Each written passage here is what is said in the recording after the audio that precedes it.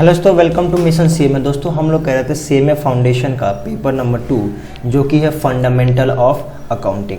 और fundamental of accounting का ये हमारा लेक्चर नंबर 7 है और इसमें हम डिस्कस करने वाले हैं कैपिटल एक्सपेंडिचर, रेवेन्यू एक्सपेंडिचर, ये सारी चीज़ें क्या होती है आज हम इस लेक्चर में 100% डिस्कस कर लेंगे।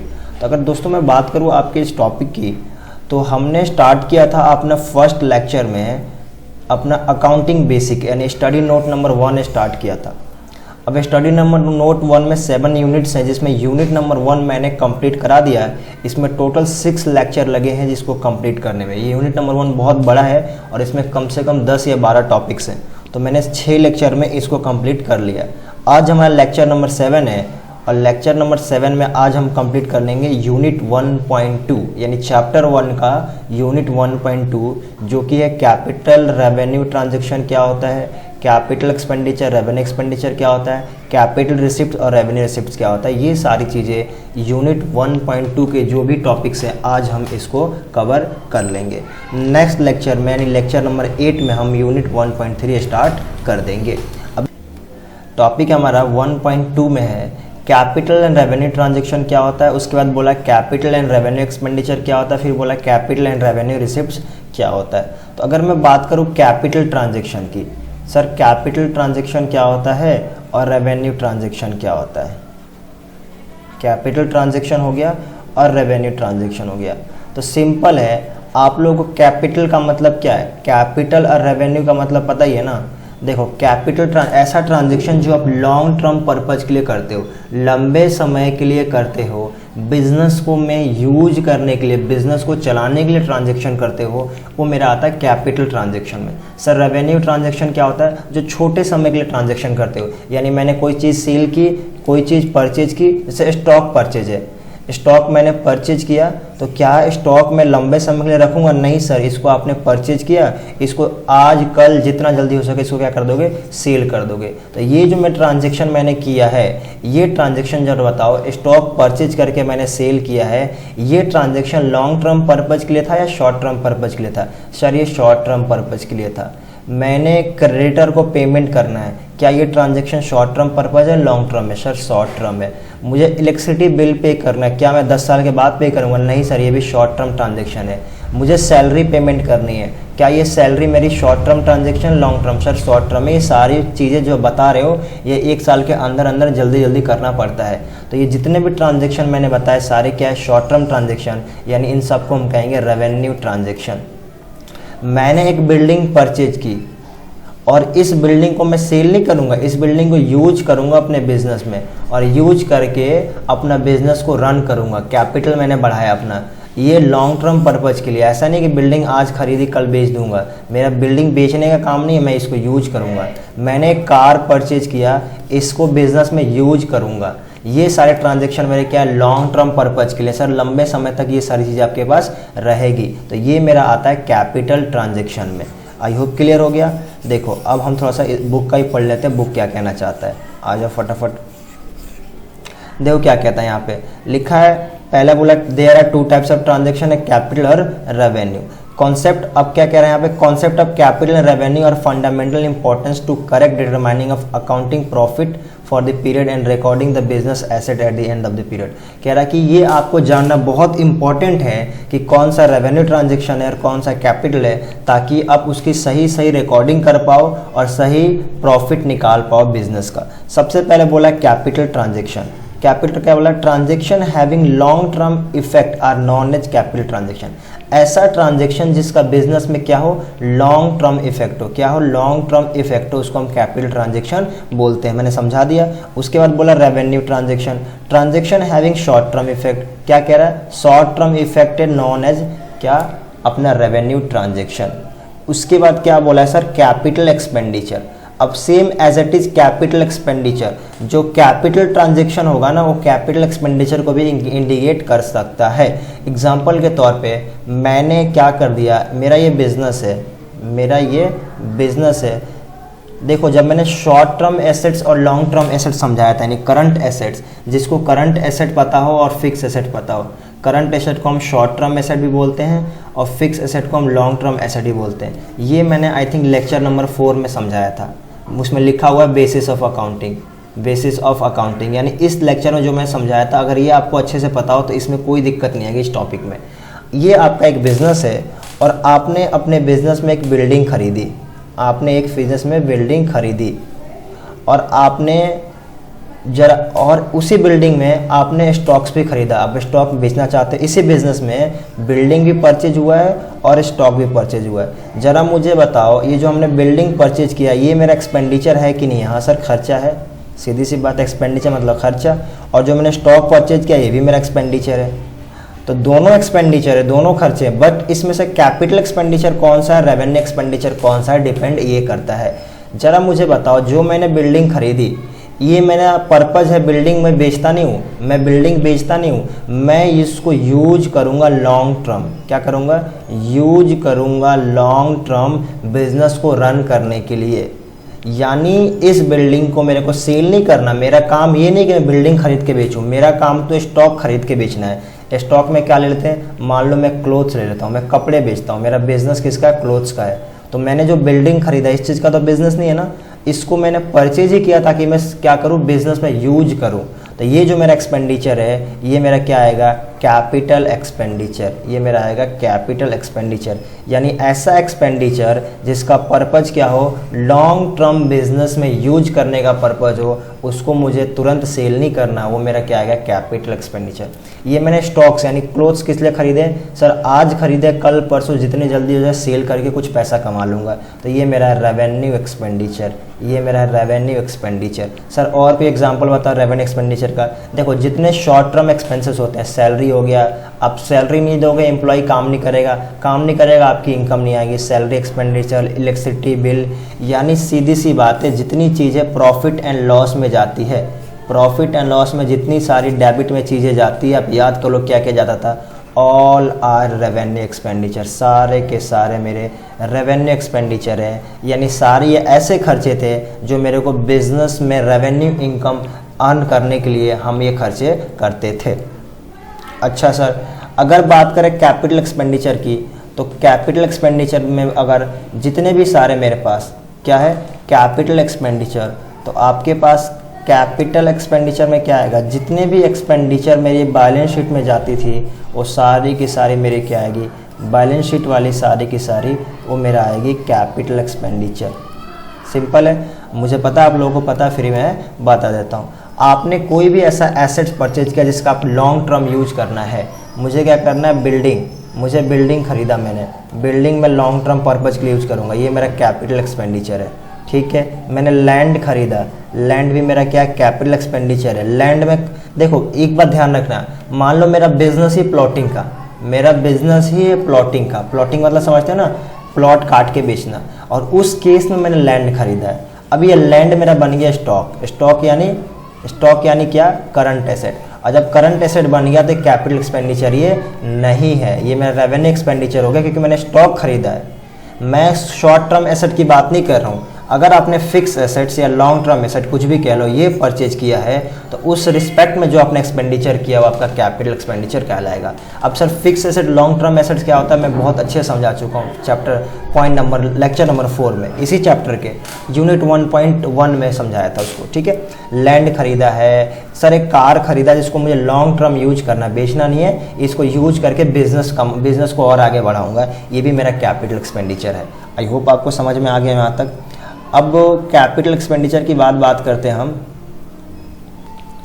देखो ये हो गया मेरा प्रॉफिट एंड लॉस वाला भी हो गया और ये भी हो गया, इसको मिटा देता हूँ मैं थोड़ा सा, और इधर देख लेते हैं लिखा क्या है एक बार यहाँ पे, है ना? क्या लिखते हैं यहाँ पे? Capital expenditure, capital expenditure can be defined as expenditure incurred on the purchase alteration improvement of fix asset. कह रहा है कि आपने क्या किया है, ऐसा एक्सपेंडिचर या तो आपने परचेज किया है या ऑल्टरेशन किया या इम्प्रूवमेंट किया। अब सर ऑल्टरेशन और इम्प्रूवमेंट में क्या फ़र्क है? इम्प्रूवमेंट मतलब क्या हो गया कि एक आपके पास बिल्डिंग थी, ऊपर आपने उसकी एक और बिल्डिंग बना दी, या उसको आपने थोड़ा सा और कुछ इम्प्रूव करा दिया। ऑल्टरेशन मतलब क्या हो गया, ऑल्टरेशन मतलब हो सके कि उसको आपने थोड़ा सा और उसमें मॉडिफिकेशन कर दिया। तो ये सारे एक्सपेंडिचर मेरे क्या होंगे, कैपिटल एक्सपेंडिचर होंगे। सर नहीं आया समझ में, यार मेरे पास एक कमरे की एक बिल्डिंग थी, मैंने उस पर एक कमरा और बना दिया, तो क्या एक्सपेंडिचर हुआ कि नहीं हुआ? अभी क्या एक्सपेंडिचर ये रेवेन्यू हो गया? नहीं सर, आपकी बिल्डिंग एक थी, अब बिल्डिंग दो फ्लोर हो गए, ये भी आपका कैपिटल एक्सपेंडिचर है, वही बोल रहा है। फॉर एग्जाम्पल देखो क्या बोला, for example the purchase of car to be use to deliver a goods, हमने परचेज किया क्या करने के लिए, सामान को डिलीवरी करने के लिए, is capital expenditure included in capital expenditure such is. अब कह रहा है कि कैपिटल एक्सपेंडिचर में क्या क्या इंक्लूड होता है, delivery of fix assets, delivery of fix asset, यानी कोई भी आप फिक्स एसेट खरीदते हो आपका क्या है, कैपिटल एक्सपेंडिचर है। इंस्टॉलेशन ऑफ फिक्स एसेट, हाँ ये समझो जरा इसका मतलब क्या है, इंस्टॉलेशन ऑफ फिक्स एसेट का मतलब क्या है। देखो हो सकता है बहुत लोग कहते हैं कि रिपेयर जो होता है ना मेरा, रिपेयर जो होता है ना मेरा, ये पीएनएल में जाता है, और पीएनएल में जाता है तो ये मेरा रेवेन्यू एक्सपेंडिचर है। ठीक है, ये बात सही है, रिपेयर आपका पीएनएल में जाएगा, पीएनएल है तो रेवेन्यू एक्सपेंडिचर है। बट अगर आपने एक सेकेंड हैंड मशीनरी खरीदी है, सेकेंड हैंड मशीनरी खरीदी है और आपको आप लेके आए और आपने फर्स्ट टाइम रिपेयर कराया क्योंकि चल नहीं रही थी वो, आपने फर्स्ट टाइम रिपेयर कराया, तो जो फर्स्ट खर्चा होता है यानी पहला प्राइमरी एक्सपेंडिचर जो होती है वो कैपिटल एक्सपेंडिचर ही होता है, उसी में ऐड की जाती है। मतलब सर मैं 2 लाख रुपए की एक मशीन लेके आया, ठीक है, अब उसको लेके आया अपने बिजनेस में तो 10,000 रुपये तो उसको रिपेयर कराने में लग गए, तो मैं बोलूँगा मेरी मशीन ये 2,10,000 की है और ये 10,000 मेरा पीएनएल में नहीं जाएगा, कैपिटलाइज हो जाएगा। कैपिटलाइज होने का मतलब है कि उसी कॉस्ट में ऐड कर दिया जाएगा। तो मेरी कैपिटल एक्सपेंडिचर कितने की होगी, 2,10,000 की। मैं ये कहना चाहता हूँ कि इनिशियल स्टेज पे आपका जो भी खर्चा होगा वो सारे के सारे उसी में ऐड किए जाएंगे और वो सारे के सारे कैपिटल एक्सपेंडिचर ही होंगे। सर मान लो कि वो मशीन लेके आया, मशीन को रिपेयर भी कराया प्लस इंस्टॉल कराने में भी उसको 20,000 रुपये खर्च हो गए, क्योंकि मशीन आई है तो उसको लगवाना तो पड़ता है ना, वेजेस लग गए, मजदूरी लग गए इंस्टॉल कराने का, इंस्टॉलेशन वेजेस, तो ये भी उसकी कॉस्ट में ऐड कर दिया जाएगा। और अब मेरा मशीन का वैल्यू कितना हो गया, 2,30,000 और मेरा कैपिटल एक्सपेंडिचर भी 2,30,000 होगा। मैं सिंपल सी बात ये कहना चाहता हूँ कि इनिशियल स्टेज पे जो भी तुम खर्चा करोगे वो सारे के सारे कैपिटल एक्सपेंडिचर में ही जाएगा। अच्छा सर उसके बाद क्या कह रहा है, इंस्टॉलेशन ऑफ फिक्स एसेट समझा दिया, कोई फिक्स एसेट लेके आओ इंस्टॉल कराओगे आपका खर्च जाएगा। Improvement but not repair of fix asset, देखो इम्प्रूवमेंट की बात कर, रिपेयर की नहीं। अब इम्प्रूवमेंट का मतलब क्या होता है, इम्प्रूवमेंट का मतलब देखो रिपेयर तो स्टार्टिंग स्टेज पे होगा तो ऐड होगा ही, समझना क्या कह रहा हूँ मैं, अगर स्टार्टिंग स्टेज पे होगा तो रिपेयर भी ऐड हो जाएगा। जैसे मैंने देखो 2 लाख की मशीन लाया और 10,000 उसमें ऐड किया रिपेयर का और इंस्टॉलेशन कराया तो 2,30,000 आ गया।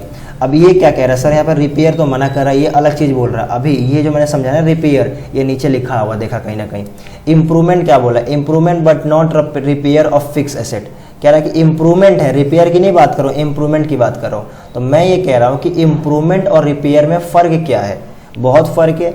एक मेरी मशीन थी, एक मेरी क्या थी, एक मशीन थी और मशीन की जो कैपेसिटी थी ना, इसकी कैपेसिटी थी कि एक दिन में 1 लाख यूनिट बनाएगी। कुछ भी सामान बनाती है मशीन, सामान बनाती ना, तो 1 लाख यूनिट बनाने की उसकी कैपेसिटी थी।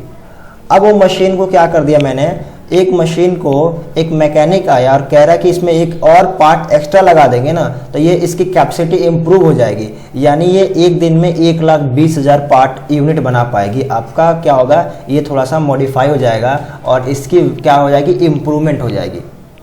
अब ये मैं अगर कुछ पैसे खर्च करता हूँ, मान लो लेट सपोज उसने कहा कि 30,000 रुपये और दे दो मेरे को और मैं कुछ पार्ट्स इसमें चेंज करूँगा, आपकी मशीन की एक दिन में 1,20,000 यूनिट प्रोडक्ट बना के आपको मशीन देगी।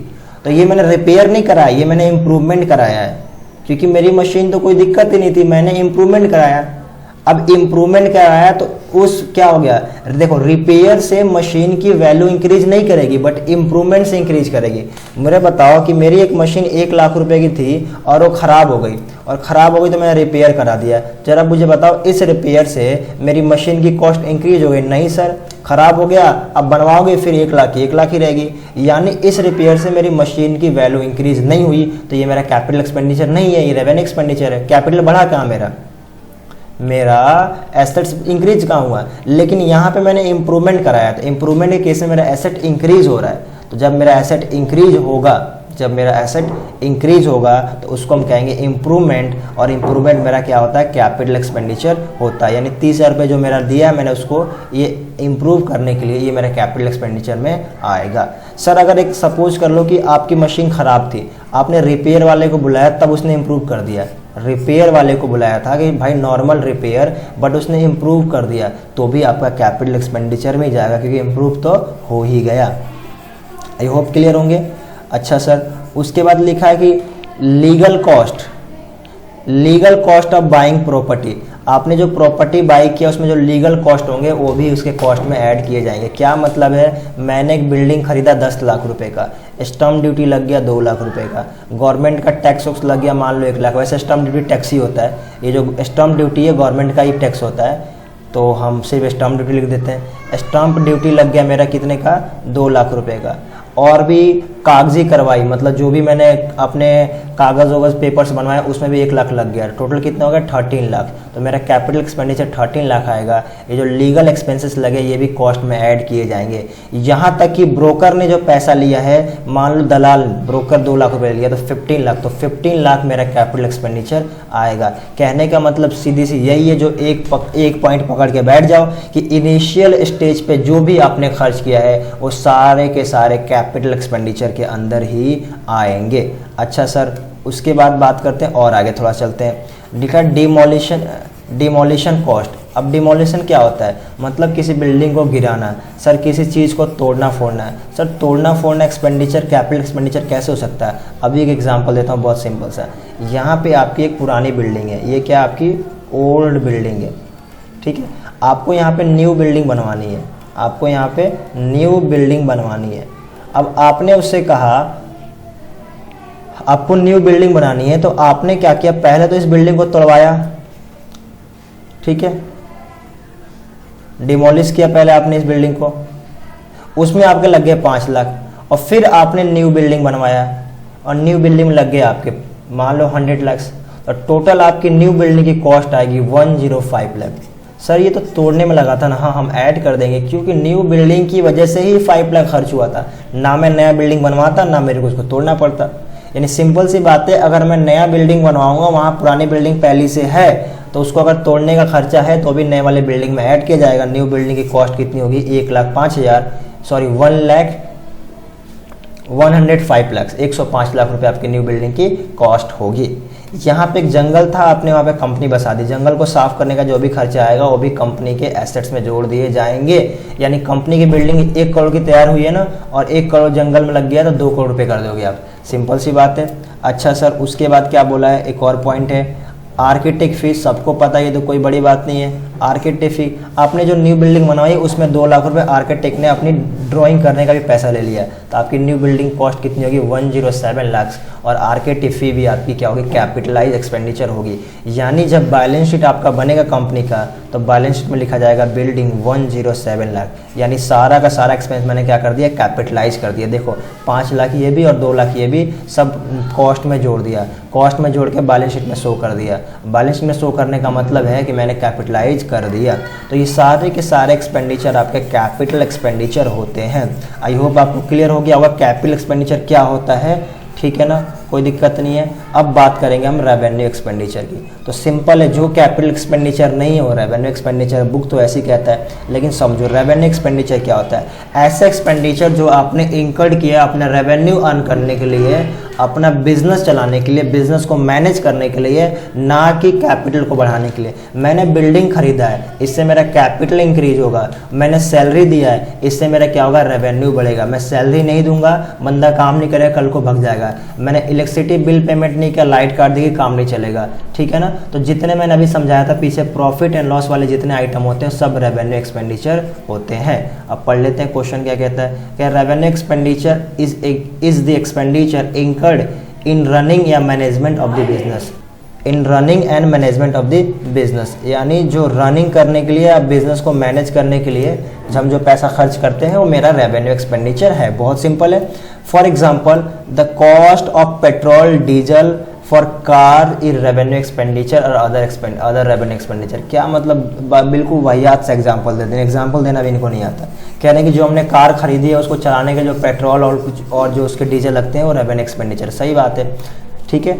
तो मैंने रेवेन्यू एक्सपेंडिचर बहुत सारा दे दिया। सैलरी लिख लो, रिपेयर लिख लो, इनिशियल रिपेयर नहीं, बीच में ख़राब हो उसके रिपेयर की बात कर रहा हूँ, ठीक है। और क्या लिख सकते हो, वेजेस भी मेरा रेवेन्यू एक्सपेंडिचर है, इलेक्ट्रिसिटी बिल भी है, इंश्योरेंस हमने कंपनी कराया, सब रेवेन्यू एक्सपेंडिचर है, कुछ भी लिख सकते हो एक्सेट्रा, ठीक है सर। अब बात करते हैं थोड़ा सा और, देखो यहाँ पे बोला हुआ है मेंटेनेंस ऑफ फिक्स एसेट्स, यानी फिक्स एसेट्स को मेंटेन करा है, रेवेन्यू एक्सपेंडिचर है। सर फिक्स एसेट्स को मेंटेनेंस कराने का मतलब क्या है यार, सिंपल है, जब मशीन खराब हो गई तो रिपेयर कराया, रिपेयर कराओगे तो रेवेन्यू एक्सपेंडिचर है। रिपेयर में आपने इंप्रूवमेंट करा दिया तो कैपिटल एक्सपेंडिचर है। इंप्रूवमेंट की बात नहीं कर रहा मैं, रिपेयर की बात कर रहा हूँ। एडमिनिस्ट्रेशन ऑफ बिजनेस, बिजनेस को चलाने के लिए जो भी छोटे मोटे खर्चे होंगे वो सारे के सारे रेवेन्यू एक्सपेंडिचर ही जाएंगे। आपने कलर को पैसे दिए, स्टाफ को पैसे दिए, झाड़ू पोछा करवाया, पेंट करवा दिया, कुछ भी करवाया, क्लीन करवाया, सैलरी दिया, इलेक्ट्रिसिटी बिल दी।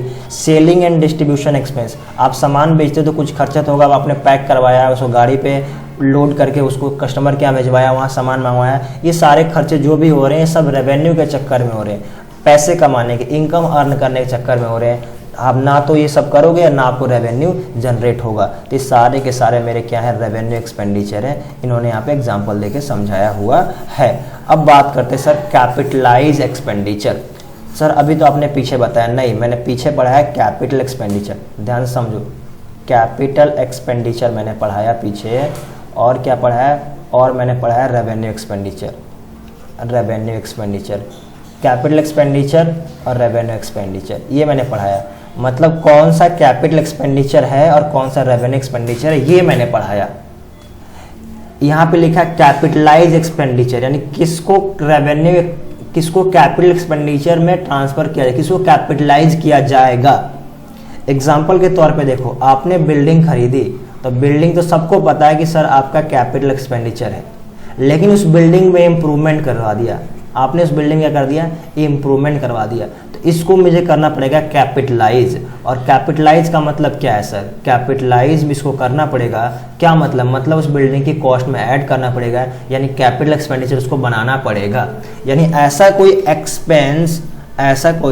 एक्सपेंस जिसको मैं उसके कैपिटल में ऐड करके, यानी कैपिटल में ऐड करने का मतलब है ऐसा कोई एक्सपेंस जिसको उसके मेन गुड्स होगा उसके कॉस्ट में ऐड करके हम उसकी टोटल कॉस्ट निकालते हैं, उसे कहते हैं मैं कैपिटलाइज कर रहा हूँ।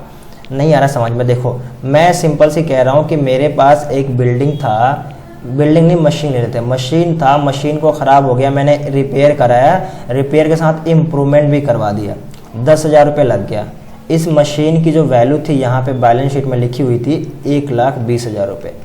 अब ये जो 10,000 रुपये इंप्रूवमेंट कॉस्ट है, मैं इसको बोलूँगा कैपिटलाइज कर दो। क्या बोलूँगा मैं इसको, कैपिटलाइज कर दो। अगर मैं फाइनल अकाउंट बना रहा होता तो मैं बोलता बच्चों इसको काम करो, इसको कर दो कैपिटलाइज। अब तुम बोलते सर क्या कहना चाहते हो, कैपिटलाइज का मतलब क्या है, मतलब ये कि इसको मेन कॉस्ट में ऐड कर दो, यानी 10,000 रुपीज़ यहाँ में ऐड कर दो और 130 मशीन की वैल्यू कर दो। इसे कहते हैं कैपिटलाइज करना, यानी कोई एक्सपेंडिचर हुआ है तो उसको मेन कॉस्ट में ऐड कर देना। तो अब ये क्या टॉपिक में क्या समझाना चाहता है कि कौन कौन से कॉस्ट कैपिटलाइज होंगे, क्योंकि बहुत से होते हैं कैपिटलाइज नहीं होते और बहुत से होते हैं। पढ़ते हैं, मैं ऐसे तो पहले समझा चुका हूँ, फिर भी देखते हैं क्या कह रहा है। Expenditure connection with purchase of fix assets are called capitalize expenditure. Example wage paid for installation of machinery. कह रहा है कि अगर आपने कोई फिक्स एसेट परचेज किया है, उसके कनेक्शन में कोई खर्चा हो गया, क्या कहना चाहता है, उसके कनेक्शन में कोई खर्चा हो गया, वो मेरा क्या आएगा, कैपिटलाइज एक्सपेंडिचर होगा। मैंने एक मशीन खरीद ली, ये तो कैपिटल एक्सपेंडिचर है ही। अब सर मशीन को लगाने के लिए वेजेस लग गया, मशीन को लेके आने के लिए किराया लग गया, फ्रेट लग गया, मशीन को लेके आया, उसको इंस्टॉल कराया, थोड़ी बहुत टूट फूट थी, रिपेयर करा दिया। ये सारे एक्सपेंडिचर तो हुए हैं, लेकिन सारे क्या हो जाएंगे, कैपिटलाइज जाएंगे, यानी उसके कॉस्ट में ऐड हो जाएंगे। पीछे ही समझा चुका हूँ, इसको हम बोलेंगे कैपिटलाइज एक्सपेंडिचर। क्या बोलेंगे इसको, कैपिटलाइज एक्सपेंडिचर, यानी ऐसा एक्सपेंडिचर जिसको मुझे कैपिटलाइज करना है, जिसको कॉस्ट में मुझे ऐड करना है। Treatment of capitalize and revenue expenditure. कह रहा है कि रेवेन्यू एक्सपेंडिचर और कैपिटलाइज एक्सपेंडिचर का ट्रीटमेंट क्या होता है। सिंपल है, देखो रेवेन्यू एक्सपेंडिचर को ट्रीटमेंट जो होता है प्रॉफिट एंड लॉस में चला जाएगा, और कैपिटलाइज एक्सपेंडिचर कहाँ जाएगा, बैलेंस शीट में मेन कॉस्ट में ऐड कर दिया जाएगा। बस हो गया treatment. Capital expenditure are shown in the balance sheet asset side while revenue expenditure shown in the trading and profit and loss account debit side, वही बताया मैंने। अच्छा सर, अब बात करते हैं रेवेन्यू रिसिप्ट्स की। रेवेन्यू रिसिप्ट्स की amount receive against revenue income are called revenue receipt. Sir नहीं आया समझ में, मतलब सिंपल सी बात है, जरा मुझे बताओ, आपने परचेज ऑफ स्टॉक किया है, परचेज ऑफ स्टॉक, ये जो आपने परचेज ऑफ स्टॉक किया है ये आपका एक्सपेंडिचर है कि नहीं है? सर है। क्या है? रेवेन्यू एक्सपेंडिचर है। चलो सही बात है, अभी समझाया मैंने पीछे, रेवेन्यू एक्सपेंडिचर है। अब आपने इस स्टॉक को क्या कर दिया? इस स्टॉक को आपने सेल कर दिया। अब जो आपने पैसा सेल करके जो पैसा रिसीव किया है ये क्या है? मेरा रिसिप्ट है कि नहीं है? हाँ सर रिसिप्ट है। आपने लेक्चर 4 में समझाया था रिसिप्ट और पेमेंट का मतलब, ये रिसिप्ट है क्योंकि मैंने बेचा है, बेच के मेरे को पैसा मिला है। अब जरा मुझे ये बताओ कि ये जो रिसिप्ट है ये कौन सा रिसिप्ट है? कैपिटल रिसिप्ट है revenue receipt? Sir revenue receipt, simple सी बात है, जो रेवेन्यू की वजह से हुआ है रेवेन्यू रिसिप्ट और जो कैपिटल की वजह से हुआ कैपिटल रिसिप्ट, सिंपल बात है। तो मैंने क्या किया, amount receive against revenue income are called revenue receipt. Revenue income के अगेंस्ट, रेवेन्यू इनकम ये सेल है, रेवेन्यू इनकम क्या मेरा? सेल है, इसके अगेंस्ट जो पैसा मिला है मेरा रेवेन्यू रिसिप्ट होगा। बहुत सिंपल है। रेवेन्यू रिसिप्ट क्या क्या देखो, द रिसिप्ट और income which are received by the business organization in the course of normal activity of revenue. यानी नॉर्मल एक्टिविटी ऑफ रेवेन्यू मतलब जो बिजनेस काम करता है उस काम की वजह से जो पैसा आएगा रेवेन्यू रिसिप्ट से। सर उसके अलावा कोई पैसा आएगा तो कैपिटल रिसिप्ट हो जाएगा। क्या मतलब है? मैं पढ़ाने का काम करता हूँ, मैं आप लोगों से जो फी लूँगा वो मेरा रेवेन्यू रिसिप्ट होगा। सर आपका कैपिटल रिसिप्ट क्या होगा? मैंने मान लो कि ये मेरा लैपटॉप है, जिस लैपटॉप से मैं पढ़ा रहा हूँ, ये मेरा चेयर है, जिस चेयर में मैं बैठा हूँ, इसको ही मैंने सेल कर दिया, तो ये जब मैंने ख़रीदा होगा तो उस टाइम ये मेरा कैपिटल एक्सपेंडिचर होगा क्योंकि मेरे को बिजनेस में यूज करना था। अब मैं इसको सेल कर रहा हूँ, तो सेल करके यानी मेरा कैपिटल एसेट्स है। बात समझ में आती है? ये लैपटॉप, ये चेयर, ये मेरा कैपिटल एसेट है। कैपिटल एसेट पता है ना, मतलब फिक्स एसेट है। अब भाई मैं फिक्स एसेट को अगर मैं सेल कर दूंगा, फिक्स एसेट को अगर मैं सेल कर दूंगा और वहां से जो मेरे को पैसा आएगा वो मेरा कैपिटल रिसिप्ट होगा। सिंपल सी बात है, एकदम कोई परेशानी वाली बात नहीं है, एकदम आराम से समझो। मैं एक सिंपल सी बात कर रहा हूँ, मैं ये कह रहा हूँ कि आपने कैपिटल एसेट को, कैपिटल एसेट का मतलब क्या होता है? तो सर कैपिटल एसेट का मतलब होता है फिक्स एसेट, फिक्स एसेट्स। और क्या होता है? लॉन्ग टर्म एसेट्स, कुछ ही बोल लो, लॉन्ग टर्म एसेट्स। इनकी वजह से इनको आपने सेल करके जो रिसिप्ट किया है, जो आपने रिसिप्ट किया है आपका है कैपिटल रिसिप्ट। ये आपका सिंपल है कैपिटल रिसिप्ट। इन सबको बेच के जो आपने पैसे लिए हैं वो आपका कैपिटल रिसिप्ट है। क्यों? क्योंकि जब खरीदे तो कैपिटल एक्सपेंडिचर भी था। मैंने स्टॉक बेच दिया, सेल कर दिया, ठीक है, या कोई शॉर्ट टर्म एसेट बेच दिया, सेल हो गया।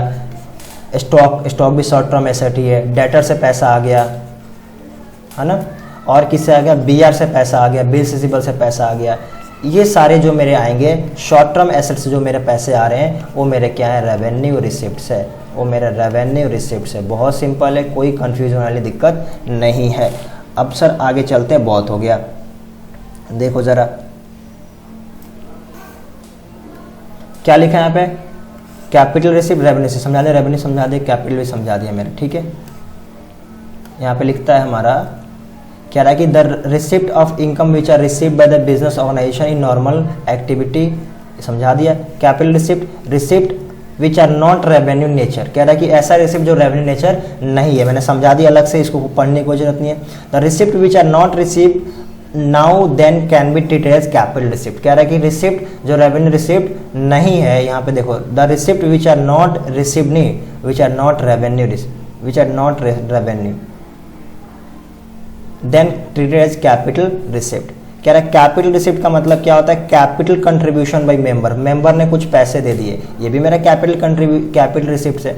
यानी जो पैसा आ रहा है वो क्या मेरा शॉर्ट टर्म एसेट से आ रहा है? नहीं सर, लॉन्ग टर्म एसेट या लॉन्ग टर्म लायबिलिटी से आ रहा है। शेयर कैपिटल कंट्रीब्यूशन, मेंबर्स ने क्या कर दिए? और कैपिटल दे दिया, एडिशनल कैपिटल दे दिया, शेयर कंट्रीब्यूट कर लिया। लोन, हमने पैसा ले लिया बैंक से, लोन ले लिया, लोन, यानी ये सब क्या है? ये सब लॉन्ग टर्म लायबिलिटीज है। Proceed from sale of fix asset, ये वाला पॉइंट मैंने समझा दिया। मैंने कोई फिक्स एसेट बेच दिया तो भी मेरा क्या आएगा? कैपिटल रिसिप्ट आएगा। सर लोन, ये जो हमने, यानी जो हमने पैसे आए हैं लॉन्ग टर्म लायबिलिटी से आए हैं, लॉन्ग टर्म लाइबिलिटीज है, वो भी मेरा क्या है, कैपिटल रिसिप्ट है। Life membership fee in case of club and association, club के पास पूरी जिंदगी के लिए लाइफ मेंबरशिप मिल गया। Government grant for specific purpose, तुम्हें गवर्नमेंट ने पैसा दिया। अब सर किसी किसी कंपनी को जो एनपीओ होती है, संस्था होती है, उसमें गवर्नमेंट कुछ पैसे दे देती है कि चलो यार ये काम कर देना, बिल्डिंग बना देना, बुक्स खरीद लेना है, कुछ भी। तो government grant for specific purpose, ये भी मेरा कैपिटल रिसिप्ट है। डोनेशन फॉर स्पेसिफिक पर्पज, कहीं से पैसा आया, डोनेशन आया है, ये पब्लिक है, ये डोनेशन लिखा मतलब पब्लिक है, गवर्नमेंट लिखा तो गवर्नमेंट ने दिया। मैंने किसी कंपनी को, संस्था को 10 लाख रुपए दे दिए, कहा कि ये काम कर लेना, तो मेरा डोनेशन फॉर स्पेसिफिक पर्पज होगा। स्पेसिफिक पर्पज मतलब किसी स्पेसिफिक पर्पज के लिए। देखो डोनेशन दो तरह के होते हैं, एक नॉर्मल डोनेशन, सिर्फ डोनेशन लिखा होगा, या जनरल डोनेशन, या स्पेसिफिक डोनेशन। आप एनपीओ में पढ़े होंगे क्लास 12 में। And specific donation, specific donation में क्या होता है कि आपका जो पैसा आया है, जो डोनेशन आया है कंपनी के पास, किसी स्पेसिफिक काम के लिए आया, देने वाला ने बोल के गया कि यही काम कराना, बिल्डिंग बनवा लेना, जमीन खरीद लेना, बुक्स खरीद लेना, एफडी करवा देना, ये मेरा स्पेसिफिक डोनेशन है। पैसा दिया और चला गया, कुछ नहीं बोला, जो करना करो, ये मेरा जनरल डोनेशन है। यानी किसी भी रीजन की वजह से पैसा आया हो इन सब में से, तो मेरा क्या आएगा, कैपिटल रिसिप्ट आएगा। अब सर रेवेन्यू रिसिप्ट के एग्जांपल की बात कर लेते हैं। Receipt from sale of goods मैंने समझा दिया। उसका डिस्काउंट कमीशन रिसिप्ट, हमने किसी से डिस्काउंट मिल गया, कहीं से कमीशन मिल गया। हमें इंटरेस्ट ऑन बैंक डिपॉजिट, छोटे मोटे मैंने पैसा एफडी किया था, वहाँ से इंटरेस्ट मिल रहा है। Annual subscription in case of club and organization, sir वहाँ पे भी था, नहीं वहाँ पे था लाइफ मेंबर्स, पूरे के पूरे membership fee for life members, यानी पूरे के पूरे होल लाइफ के लिए था। यहाँ पे सालाना आ रहा है, तो सालाना सब्सक्रिप्शन आएगा तो कंपनी क्या होगा, इनकम होगा। और जो कंपनी का इनकम होगा वो मेरा रेवेन्यू रिसिप्ट होगा। जो मेरा कंपनी, देखो ये मेरा पीएनएल है और ये मेरा ट्रेडिंग है, ये मेरा ट्रेडिंग अकाउंट है ना। ट्रेडिंग में क्रेडिट साइड क्या जाता है सर, इनकम जाता है ट्रेडिंग और पीएनएल में। तो जो इनकम साइड आएगा वो मेरा रेवेन्यू रिसिप्ट होगा, और जो पेमेंट साइड आएगा यानी किस साइड, डेबिट साइड, वो मेरा सब क्या होगा, रेवेन्यू एक्सपेंडिचर होगा। सिंपल सी बात है, सेम एज इट इज इधर। डोनेशन मिला मुझे, general donation in nature, general nature में। अब डोनेशन जो आता है ना वो जनरल नेचर में, मतलब पैसा दिया और चला गया, कुछ नहीं कहा कि भाई जो जहाँ यूज करना वहाँ कर लेना, तो ये भी मेरा क्या आ जाएगा, इनकम हो जाएगा। सर ऊपर भी तो था, ऊपर मैंने सिर्फ देखो जनरल डोनेशन नहीं लिखा होगा, ऊपर हमारे पास डोनेशन स्पेसिफिक लिखा हुआ था, जनरल नहीं लिखा था। देखो कहीं भी यहाँ पे जनरल डोनेशन नहीं लिखा, मैंने समझाया यहाँ पे, बट यहाँ पे देखो कहीं भी हमारा जनरल डोनेशन या सिर्फ डोनेशन नहीं लिखा हुआ है। यानी जो भी पैसे आए सब स्पेसिफिक काम के लिए आए, यानी लॉन्ग टर्म पर्पज के लिए आए, तो आपको सारे के सारे आपके रेवेन्यू रिसिप्ट नहीं, कैपिटल रिसिप्ट होंगे। अच्छा, एंट्रेंस फी आया, sale of old newspaper, locker rent, हमने अपना लॉकर रेंट पे देती है, तो बैंक वगैरह होती है लॉकर रेंट पे देती है, उससे जो पैसा आया। Sale of ticket entertainment program, हमने कोई प्रोग्राम किया वहाँ से पैसा कमाया, ये सारे के सारे मेरे क्या होंगे, रेवेन्यू रिसिप्ट्स होंगे, रेवेन्यू रिसिप्ट्स होंगे।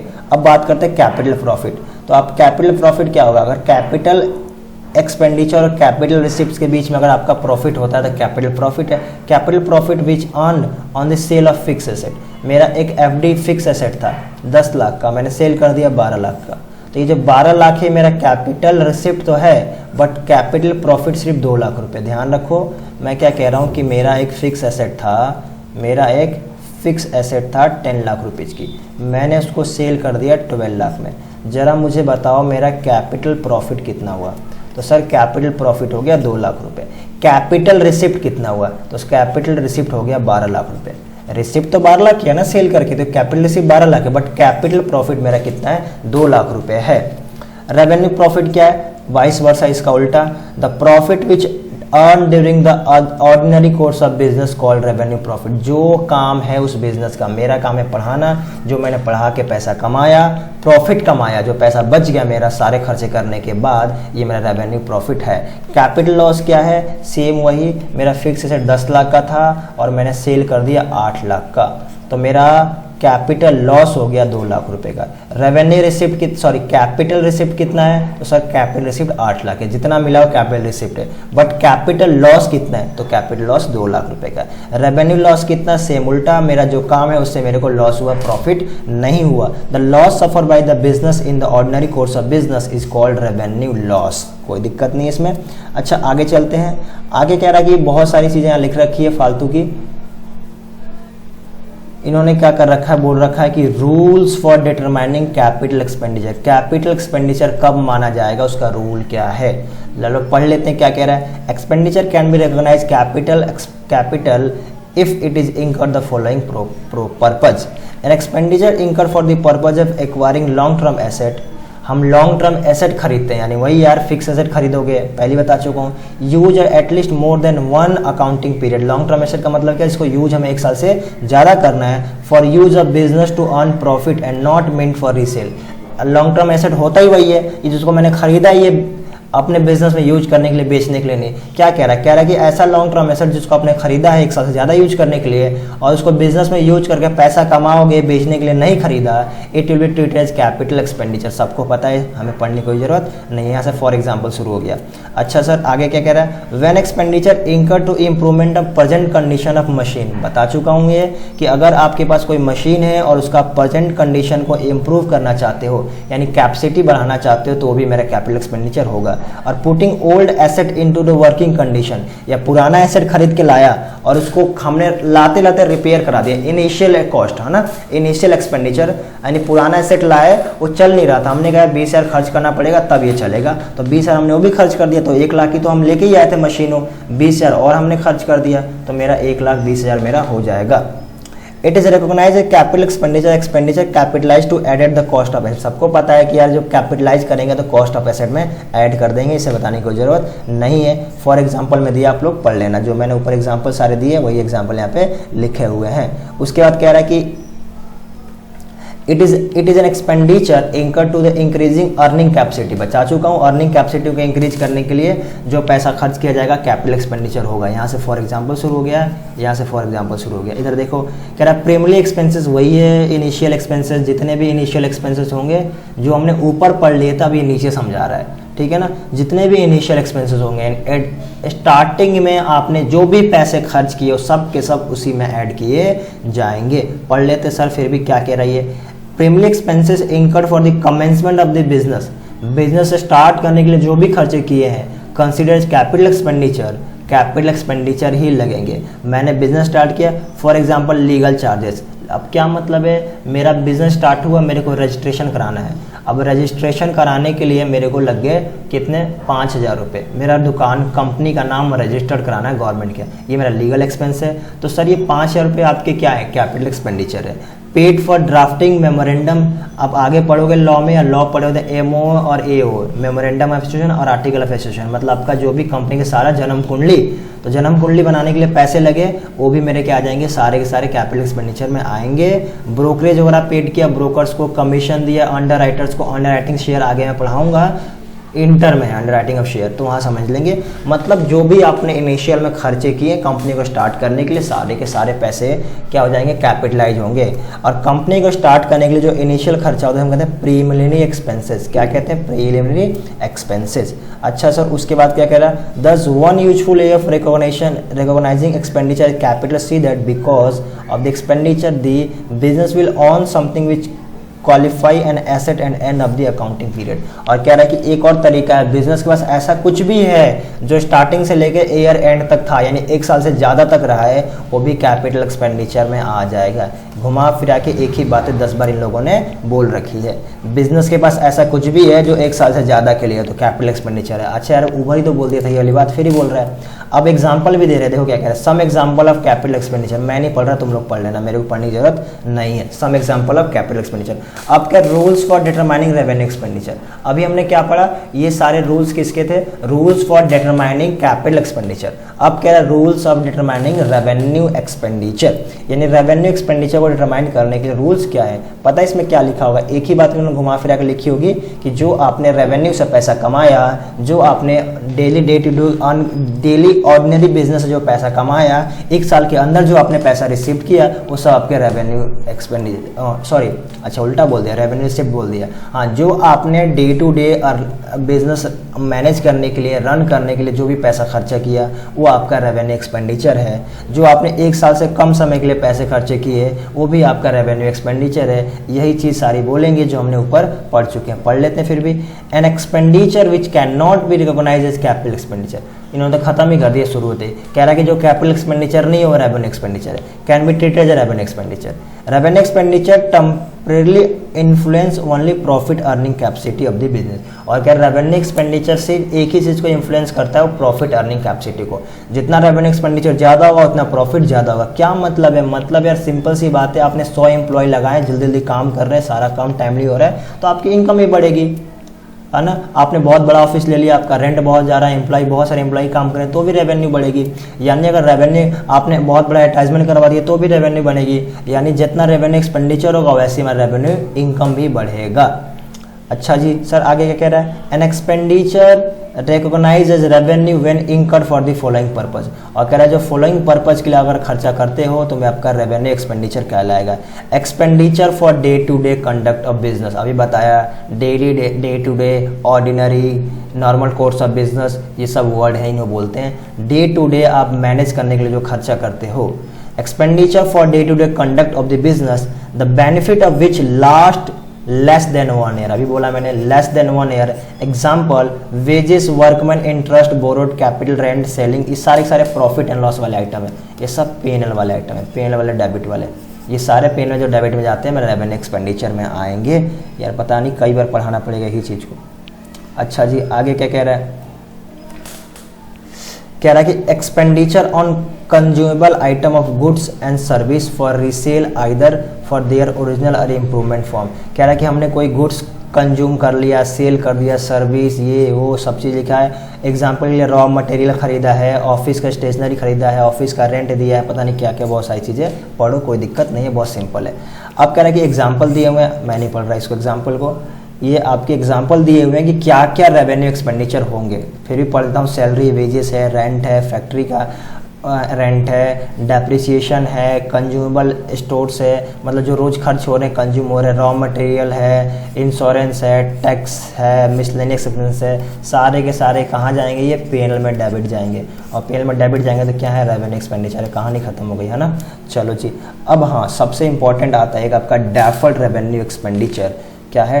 Deferred revenue expenditure. इसको थोड़ा ध्यान से समझ लो, डेफर्ड रेवेन्यू एक्सपेंडिचर को। आई होप आप वो लोगों को पहले से पता हो, लेकिन फिर भी मैं समझा देता हूँ। देखो, डेफर्ड रेवेन्यू एक्सपेंडिचर क्या होता है?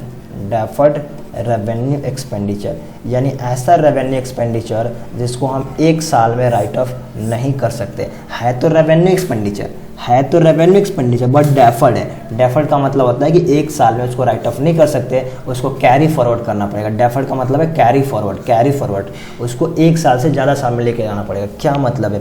मतलब मान लो मैंने एडवर्टाइजमेंट करवाया, पहले ये बता मुझे, एडवर्टाइजमेंट एक्सपेंस है मेरा, ये मेरा एडवर्टाइजमेंट एक्सपेंस है, ये मेरा कैपिटल एक्सपेंडिचर है, रेवेन्यू एक्सपेंडिचर है। मैंने 20 लाख रुपए का एडवर्टाइजमेंट करवा दिया। आप 1 करोड़ का भी एडवर्टाइजमेंट करा दो, आपका रेवेन्यू एक्सपेंडिचर ही होगा। क्यों सर रेवेन्यू एक्सपेंडिचर क्यों होगा? क्योंकि इससे कैपिटल एसेट पे कोई फर्क मेरे को पड़ना नहीं है। मैं एडवर्टाइजमेंट कराऊंगा तो मेरा सेल बढ़ेगा। अब देखो, एक इसमें ट्विस्ट ये था कि जो मैंने 20 लाख रुपए का पेमेंट किया ना, वो फॉर 5 ईयर्स, कितने के लिए? 5 साल के लिए पेमेंट था वो। अब मैंने उसको पेमेंट कर दिया। अब मैं यहाँ पे क्या रहा हूँ? P&L बना रहा हूँ, और P&L मैंने लिखा है यहाँ पे टू एडवर्टाइजमेंट एक्सपेंसेस, कितना? 20 लाख रुपए। अब P&L कहेगा हाँ भाई क्या? मैंने कहा क्या होगा? उसने कहा 20 लाख रुपए क्यों लिख रहा है यहाँ पे? मैंने कहा भाई 20 लाख खर्च किए तो 20 लाख लिखूंगा नहीं मैं एडवर्टाइजमेंट में। उसने कहा भाई पागल, 20 लाख जो तूने खर्च किए हैं वो क्या सब के सब इसी साल का है? मैंने कहा नहीं, 5 साल का है वो तो। और प्रॉफिट एंड लॉस बनता है करंट ईयर बेसिस पे, यानी एक्रूअल बेसिस पे।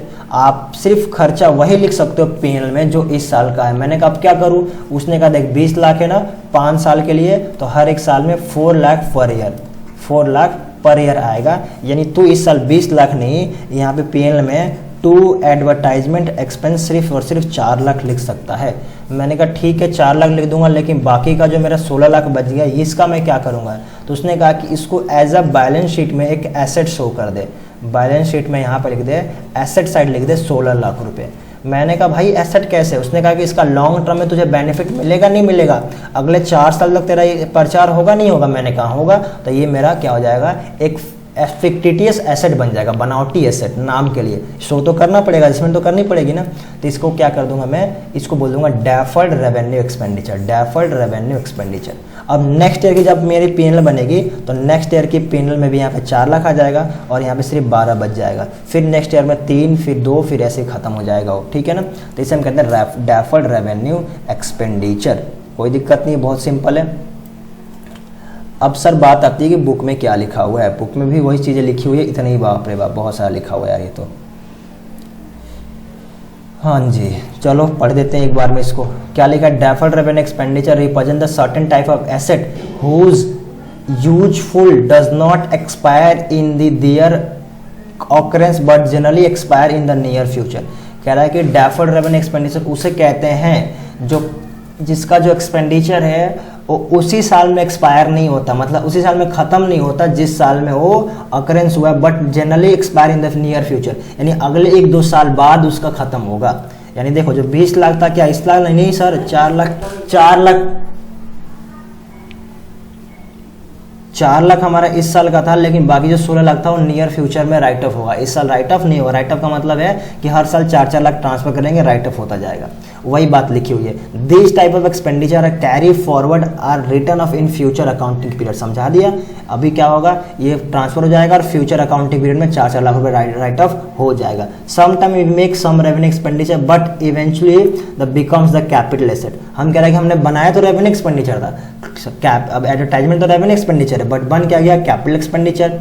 If one undertake substantial repair of existing building, determination of the primary premises में बी अवॉइडेड। बस इतना रहने दो, बहुत इतना ही पढ़ना, कोई दिक्कत नहीं है। यहाँ क्या लिखा, now preliminary expenses not showing the balance sheet as per 66 is part of the other expenses which are showing the profit and loss account as part of schedule 2 in case of company research. इसको रहने दो, अभी ये आपके काम की नहीं है, जब आप कंपनी पढ़ोगे तब इसको समझना। अच्छा जी, उसके बाद बात करते हैं sir treatment of revenue and capital. यार कितनी बार बता चुका हूँ मैं, अब नहीं बता रहा।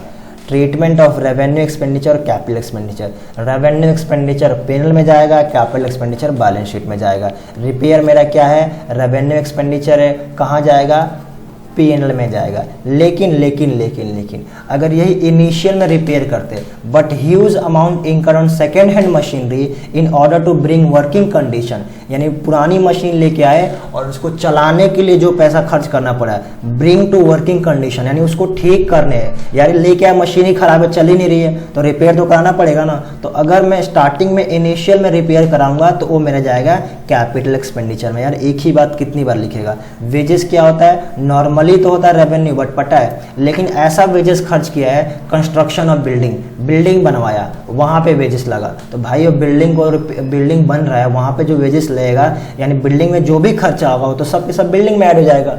मैं मशीन लेके आया, मशीन को इंस्टॉल कराने के लिए वेजेस लगाया, तो भी मशीन के कॉस्ट में ऐड होगा, तो ये क्या हो जाएगा मेरा कैपिटल एक्सपेंडिचर। कहना क्या चाहता है कि नॉर्मल है तो रेवेन्यू है, otherwise but wages paid in workers of construction या installation of fix asset will be treated as capital expenditure. छोड़ो यार, प्राइमरी एक्सपेंसेस ये हमेशा सारे के सारे कैपिटल एक्सपेंडिचर ही होंगे, बता चुका हूँ यार। एक ही चीज़ ये लोग बहुत बार लिखते हैं।